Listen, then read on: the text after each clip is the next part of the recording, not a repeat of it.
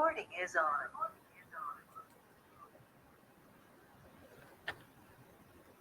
Pessoal, boa noite, bem-vindos à aula de Sociologia.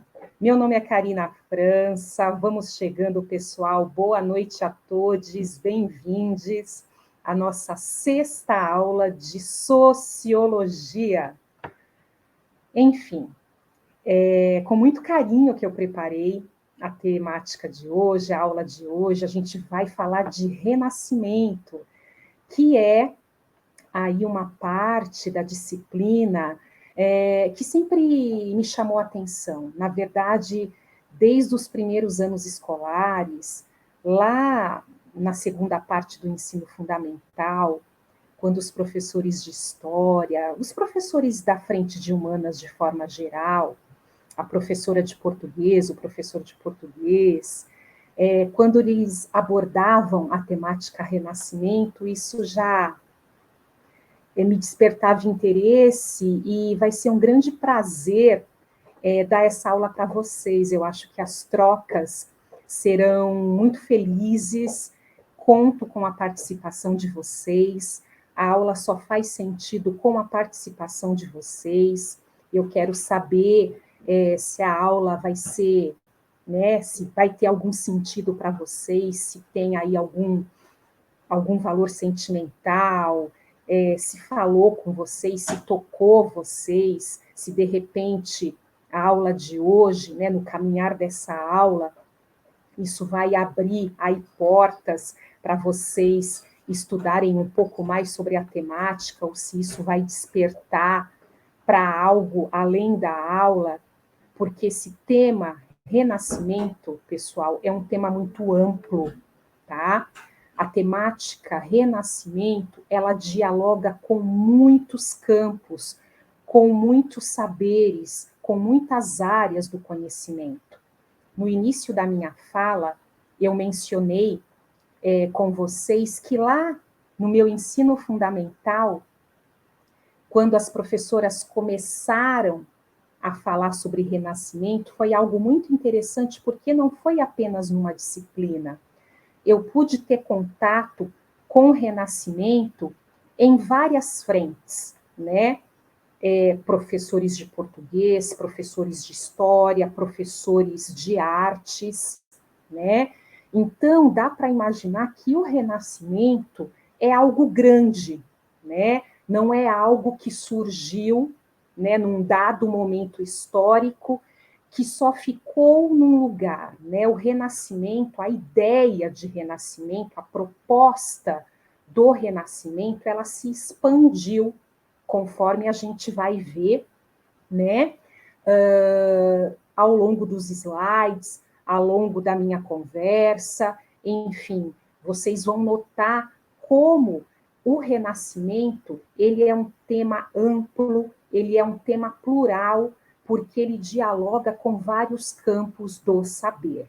Então, vamos entrando na aula, pessoal, espero que vocês tenham aí a oportunidade de fazer as suas anotações, e eu conto com comentários no chat, e com relação às perguntas eu vou me esforçar para responder, e caso eu não consiga responder em aula, fiquem tranquilos que eu mando as respostas no nosso grupo de WhatsApp, ok?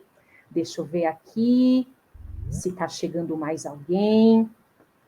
As pessoas vão chegando. Legal. Bora, Sandra? Vamos embora? Vamos para a aula? É isso aí. Lembrando que no chat eu deixei a lista de presença, tá bom? Vou compartilhar aqui a aula, os slides.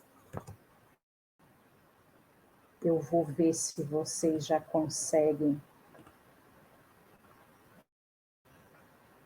visualizar. Geralmente demora um pouquinho, mas vamos lá.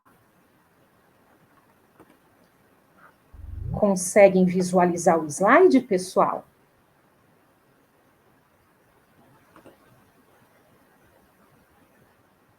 Conseguem visualizar o slide? Ótimo, obrigada, Grego. Então, Vamos lá. Então, a temática de hoje, o tema da nossa aula de hoje, dia 15 de junho, é o renascimento, pessoal, tá? Quando a gente fala em renascimento, esse nome, né, o próprio nome diz renascer, né, nascer novamente. Esse nome, por si só, ele é muito bonito. Então, quando a gente se depara com essa palavra renascimento, logo vem a ideia em nossas cabeças de nascer de novo. Mas que nascer de novo se trata, né? De que estamos falando? Nascer de novo? Então, quando a gente para e analisa essa palavra, renascimento, a gente se propõe a um mergulho dentro do que significa essa palavra, né? Nascer de novo.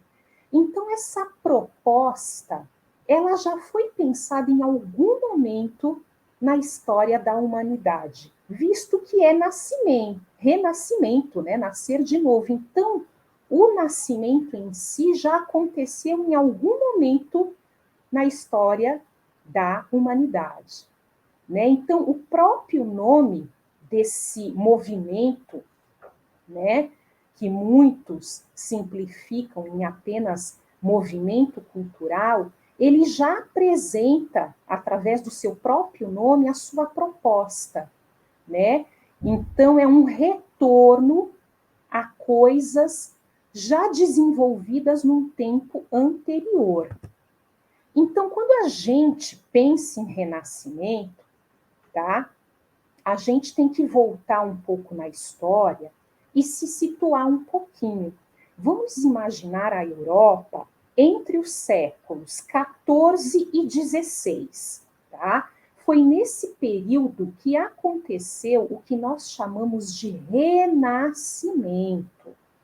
Se vocês forem pesquisar na internet, na web, ou até mesmo se vocês se depararem com alguns livros didáticos, é muito comum a gente encontrar a expressão renascimento cultural.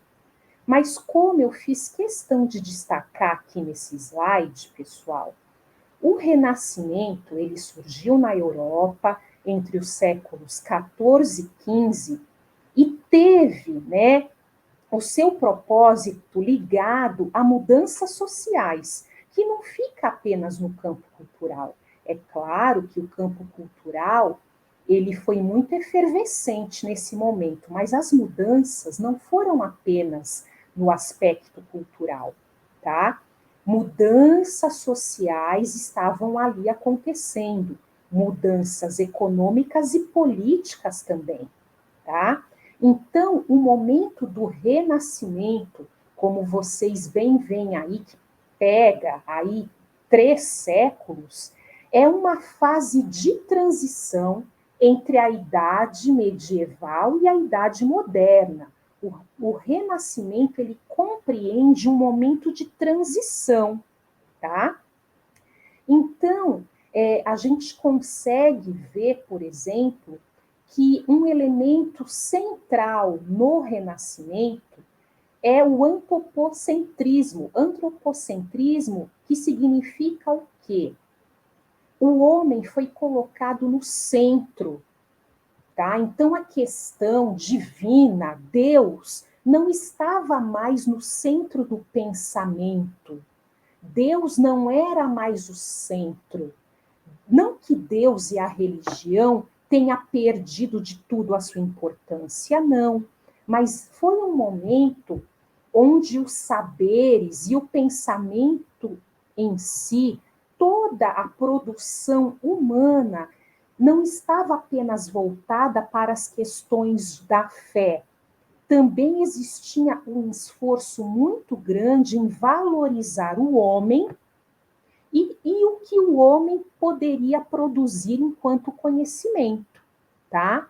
Então, foi nesse período, como a gente vai ver no decorrer das aulas, que surgiram muitos movimentos, surgiram muitos saberes e tendo como centro a potência humana, a produção humana. E a gente destaca aqui 3 fases do Renascimento: Trecento, Quattrocento e Cinquecento, né? Que justamente marca, né, os períodos, né, muito importantes nessa fase. E uma coisa muito importante que foi a prática do mecenato, né? Foram os mecenas representados nos mercadores nobres, né?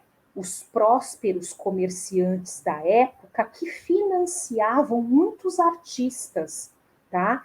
Então dá para perceber que nesse momento do Renascimento, nesse período histórico, houve sim um renascimento para a valorização do homem, para suas diversas produções e diversas produções de saberes.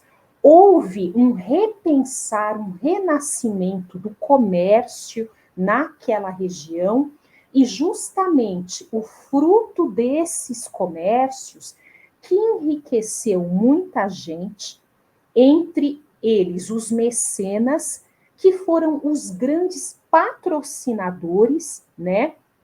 Os grandes incentivadores para uma produção muito relevante na época, tá? Eu fiz questão de colocar aqui nesse slide um pedaço, um fragmento de um quadro muito icônico da época do Renascimento, pintado pelo Michelangelo, tá? Na verdade, essa pintura, né, esse afresco, ele foi feito e está até hoje na Capela Sistina, né? Há relatos que esse afresco, que essa pintura no teto da Capela Sistina, foi feita entre os anos de 1508 e 1510, a pedido do Papa Júlio II. Essa obra chama-se A Criação de Adão, né? E muitos também chamam essa obra, né? E Deus criou o homem.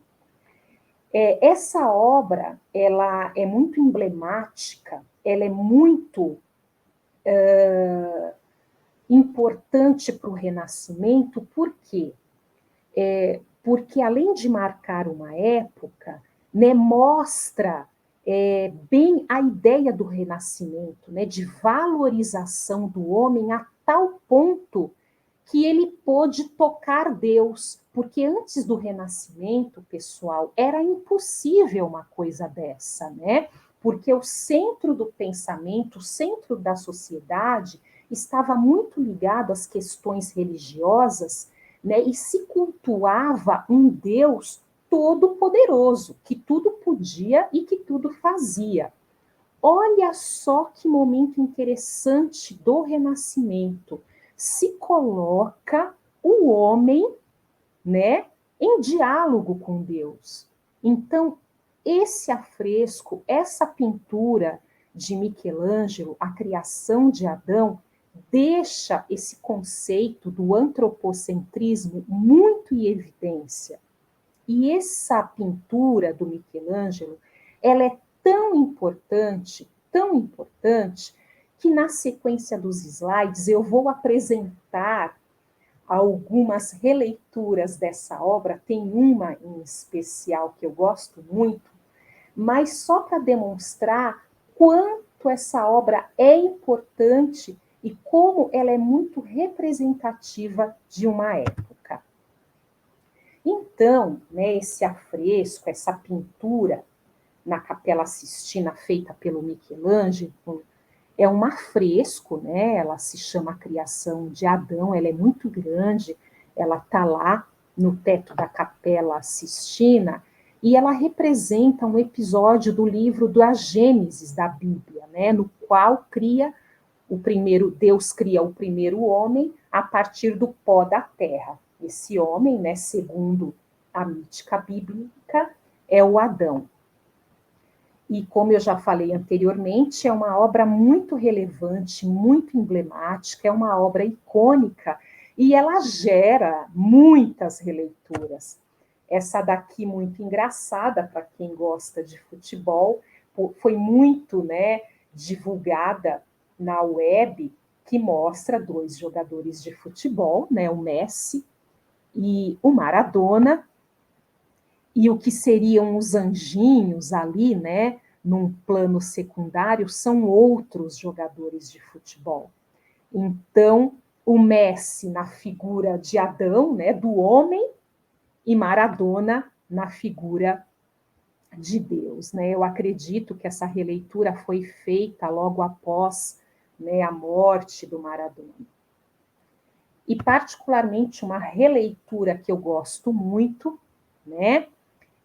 Deus como deusa, e eu particularmente acredito, se Deus existe, para mim, pelo menos, Deus é mulher, e uma mulher negra, e a deusa negra, né, vai ao encontro, toca a mulher terrena, né? Eu particularmente gosto bastante dessa releitura.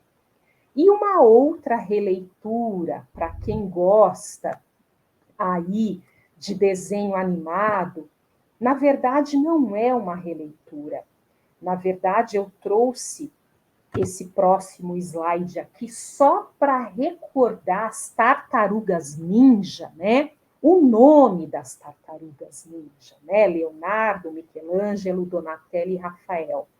Então, assim, para quem gosta de arte, para quem gosta do movimento renascentista, né, ele é tão forte, né, que artistas da época, pintores da época, agora no contemporâneo, né, eu acredito que foi nos anos 80, né, serviu, né, para dar nome a personagens de desenho animado. Inclusive, é um desenho animado que eu gosto bastante. Eu lembro que na época, nossa, deram o nome dos personagens a pintores renascentistas.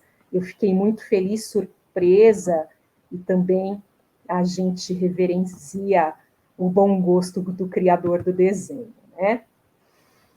Brincadeiras à parte, agora vamos falar um pouco do que se trata o renascimento mesmo, né? É muito importante vocês saírem dessa aula e tendo aí a convicção, a certeza do que significa o renascimento enquanto movimento cultural, social e político, né? Qual foi a relevância desse movimento, o que ele significou e quais são aí os efeitos que o renascimento ele traz na nossa sociedade até hoje, né?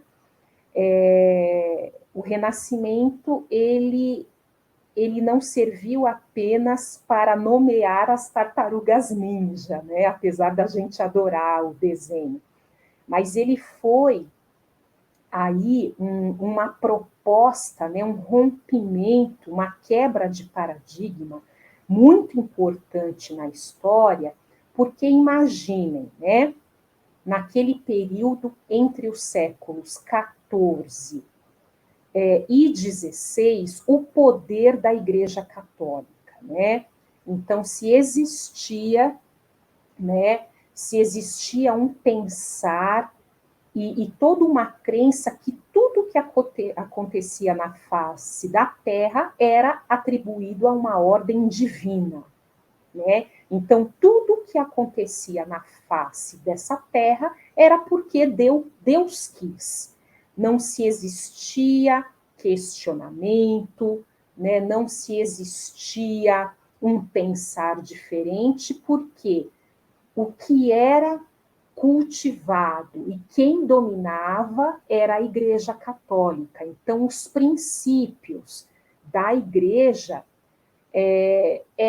esses princípios cristãos, sobretudo, eram que davam um norte às populações, né?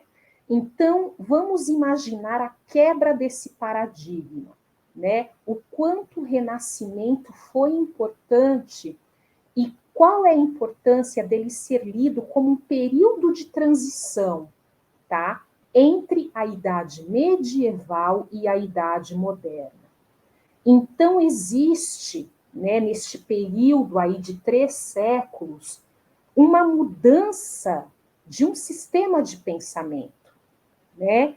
Então, assim, aquele olhar que via, né, diante de si apenas Deus operando, a ordem divina operando, esse olhar começou a mudar também. E para além do olhar, o entendimento de mundo foi se modificando, né? Então, esse entendimento de mundo, ele reverberou para essas questões da ordem da existência, né? Então, quando a gente fala da nossa própria existência, é a gente se voltar para a gente começar a se valorizar enquanto ser humano.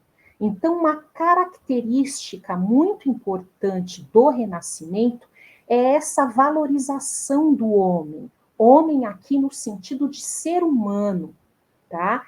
Então, o Renascimento ele tem uma importância porque começou a pensar o homem, o ser humano, na sua potência criadora. Não é só Deus que cria, o homem também pode criar. O homem ele está em constante produção de saberes, ele pode produzir textos, ele pode desenvolver textos ligados ao teatro, à literatura, o homem pode interpretar, o homem pode pintar.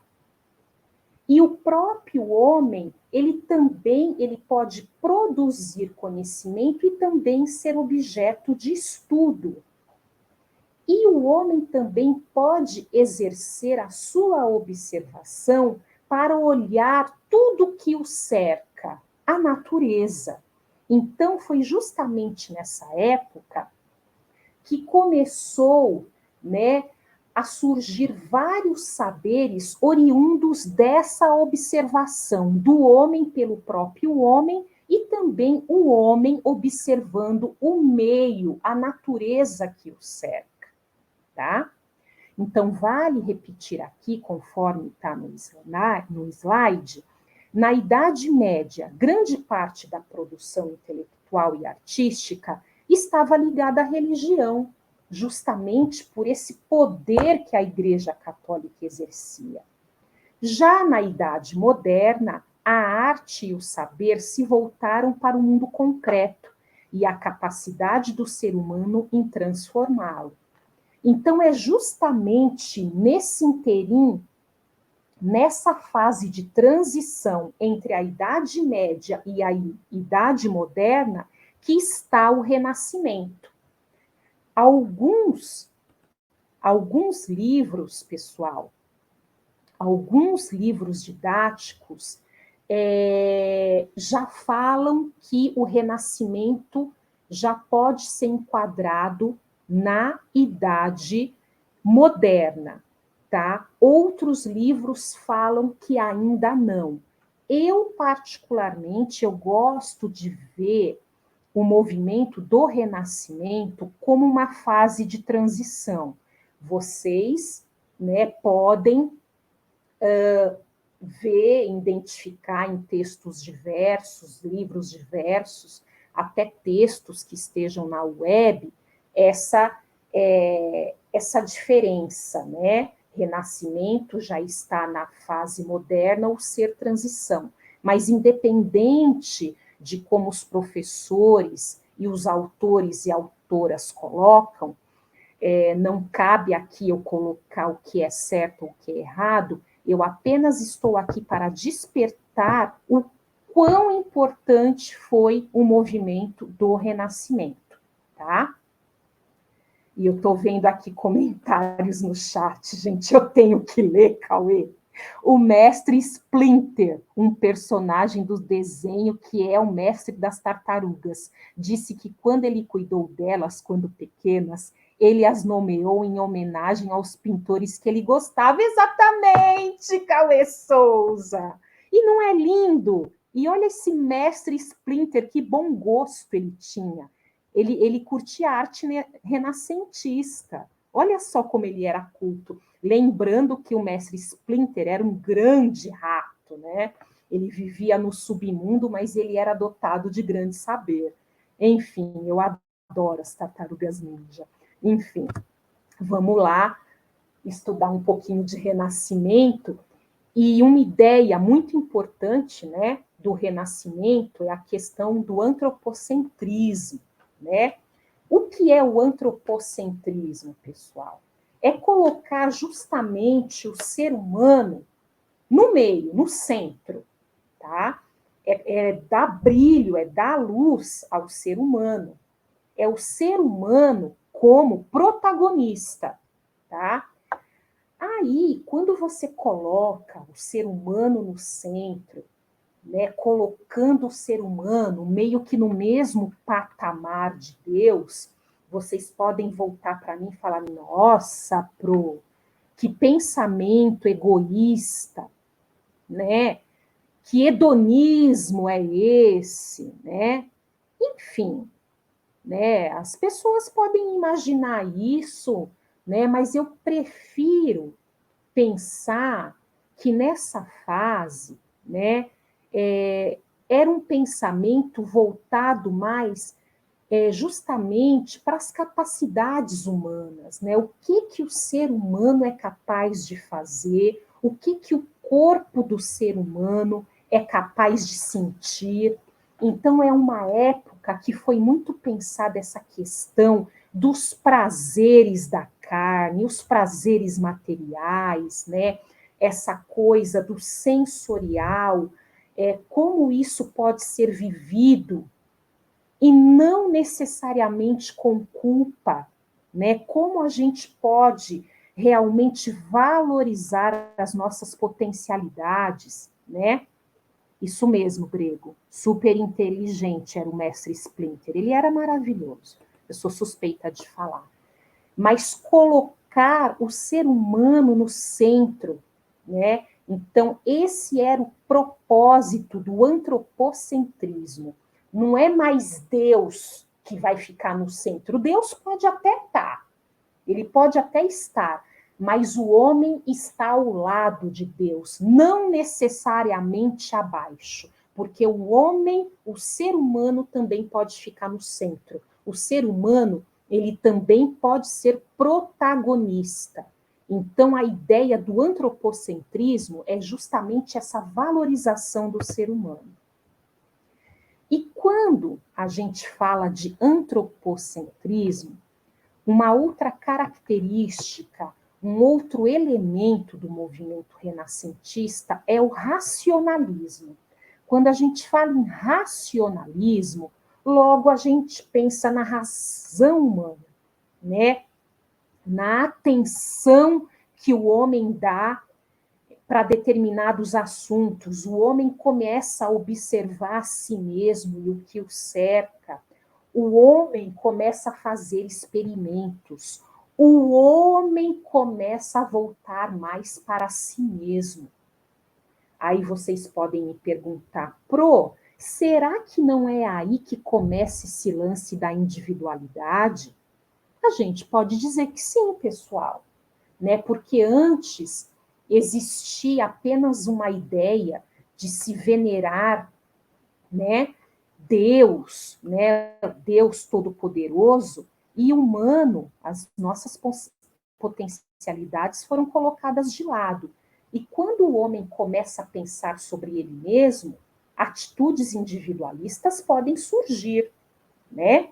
Dentro desse racionalismo, dentro dessa razão humana, também existe o naturalismo, né, que é o ser humano e sua relação com a natureza, né? E dentro desse balaio, pessoal, existe um entusiasmo, um otimismo misturado ao individualismo muito grande, tá? Porque o homem descobre, tá, que ele pode descobrir uma série de coisas a partir dele mesmo, a partir da sua própria capacidade.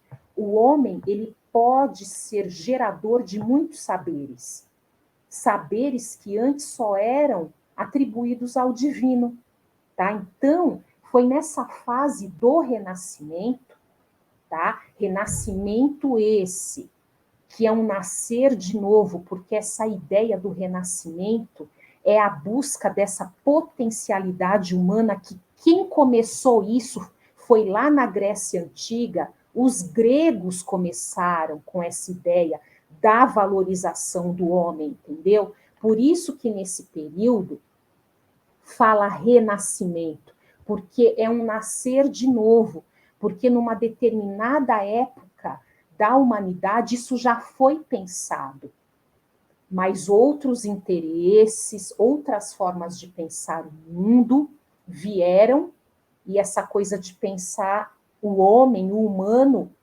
foi abafada. E só no Renascimento ela retorna com essa potência toda, tá? Então, esse racionalismo fez com que o homem se desse conta que ele era capaz de produzir vários saberes sobre ele mesmo e sobre a natureza. Aqui eu trago, né, uma imagem de uma obra muito emblemática do Leonardo da Vinci, O Homem Vitruviano, tá? E ela é símbolo dessa característica do renascimento, do antropocentrismo, tá? Então, essa imagem mostra um homem com proporções ideais, com proporções perfeitas. Uma coisa aqui muito importante é falar sobre o berço do Renascimento, que foi a Itália, tá? Principalmente na região de Florença. Tá? É muito importante a gente situar em que parte da Europa o Renascimento ele estava em ebulição, né? E mais para frente a gente vai ver que não foi apenas na Itália. E uma outra obra que eu quero mostrar para vocês, que é a obra de arte mais famosa do Renascimento, e muitos especulam, né, estudiosos da arte principalmente, falam que essa pintura, a Mona Lisa, ela é a obra de arte mais famosa do mundo. Eu acredito nisso, porque ela é muito visitada no Louvre, ela já foi muitas vezes atacada. A Mona Lisa, que está lá no Louvre, em Paris, na França, muitos falam que, na verdade, é uma cópia, não é a original, mas a Mona Lisa já foi alvo de muitos ataques, né? Então, eu coloquei aqui a Mona Lisa, primeiramente, em destaque, o rostinho da Mona Lisa na parte superior do slide. Depois, ela, como ela está disposta lá no Louvre, na verdade é um quadro pequeno, não é um quadro grande, mas ele está, né, numa proteção, num vidro protegido, por exemplo, é um vidro muito poderoso, por exemplo, se alguém disparar com um revólver, a obra não vai ser danificada porque é a prova de bala, esse vidro. E na última imagem dá para ver o grande público que todos os dias vão ao Louvre, né, para ficarem diante da Mona Lisa, que foi uma obra, né, do Leonardo da Vinci, a mais famosa dele. Enfim, tem várias histórias em torno da Mona Lisa e como acaba ano, começa ano novo, sai ano, entra ano, e é a obra mais visitada do Louvre, está lá no pavilhão 4, no Louvre. E para falar que o Renascimento, ele não foi um movimento apenas presente na Itália, né? Eu trouxe aqui uma pintura do Bosch, que foi um pintor holandês, né? Essa obra do Bosch, ela se chama Jardim das Delícias, tá? Os estudiosos das artes, eles falam que essa pintura, Jardim das Delícias Terrenas, ela foi pintada entre os anos de 1503 e 1515. O Bosch, na verdade, ele fazia pinturas assim, além de muito complexas, ele misturava, né, elementos humanos, corpos humanos, a elementos fantásticos, né, elementos que não necessariamente existem, monstros devoradores de corpos, né? Então, na arte do Bosch, principalmente nessa pintura mais famosa, que é o Jardim das Delícias Terrenas, que está lá no Museu do Prado, em Madrid, na Espanha, né? Quando a gente se depara com essa obra, a gente vê, né, claramente o renascimento presente, porque é um questionamento de questões da ordem religiosa, da ordem social, da ordem mundana. Então, dá a impressão que o Bosch, através da pintura dele, sempre está questionando: será que realmente eu tenho que obedecer a Deus? Será que eu não tenho que viver os prazeres terrenos, os prazeres da carne, né? O que será de mim, o que será da minha vida se eu não sentir prazer? Então, quando eu me deparo, né, diante dessa obra, eu fico imaginando, nossa, o que será que se passou na cabeça do Bosch para ele fazer essa obra? E o nome dessa obra, né, é algo muito intrigante, né? Jardim das Delícias Terrenas. É uma coisa que provoca a gente demais. Então, Bosch, ele foi um pintor holandês. E para fechar a nossa aula, pessoal, eu quero colocar uma coisa muito interessante para vocês, porque quando a gente fala de renascimento, sempre vem essas questões das pinturas, né? Igual a gente falou aqui do Leonardo da Vinci, a gente falou da Mona Lisa, a gente acabou de falar do Bosch, né, e dessa obra dele muito intrigante, que é o Jardim das Delícias Terrenas. Mas acontece que o Renascimento, ele não se expressou apenas nas artes, né, nas artes visuais. Ele também adentrou o campo da literatura, né? Então, quando esse tipo de movimento ele entra na literatura, então a gente consegue expandir isso para as humanidades de forma geral. Tá? Então, isso vai reverberar, sim, nos livros da época, no fazer político da época, como se pensa a sociedade daquela época, né?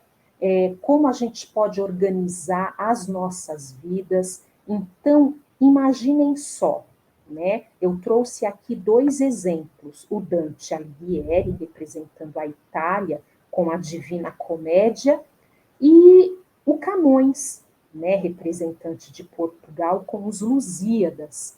Então, é muito importante frisar que o movimento do Renascimento ele tem uma expressão muito forte nas artes, mas ele não foi um movimento apenas forte nas artes visuais. Ele marcou presença na literatura, ele marcou presença no pensar político, no pensar social, e sempre dentro dessa premissa de pensar o homem, de pensar o homem ao centro, que o homem era capaz, que o homem é capaz de produzir saberes, de organizar a sua vida, de ser sujeito de pesquisa e também objeto, O homem, ele é capaz de produzir saberes, o homem é capaz de investigar, de observar a natureza e tecer conhecimentos sobre ela. O Kaique colocou uma coisa aqui tão interessante no chat. Deveríamos colocar em pauta o homem no centro, pensando de acordo com suas necessidades em comum aos outros, distanciando do individualismo. Perfeito, Kaique. Então, aqui, nessa sua contribuição, você está propondo o seguinte: do homem pensar sobre ele, mas pensar coletivamente. Não pensar apenas o homem, pensar a humanidade, grupo humano, né? O que nós podemos fazer enquanto coletivo humano para a melhora da vida coletiva. É isso, Kaique? Você pode falar ou pode colocar no chat. Quem concorda com Kaique, pessoal?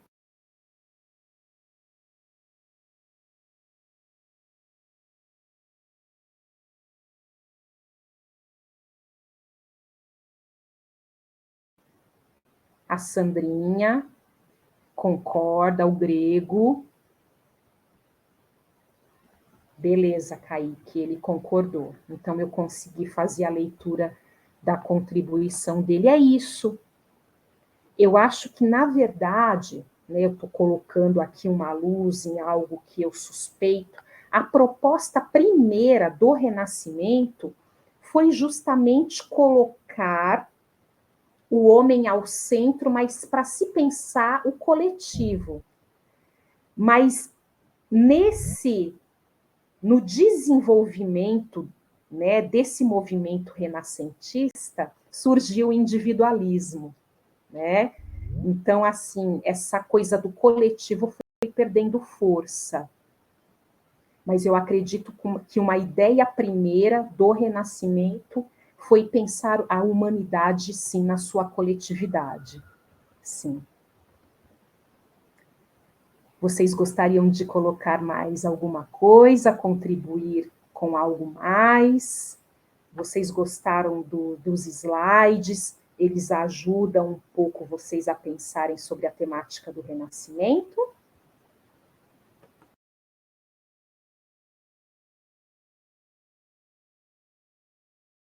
Obrigada, Grego, obrigada.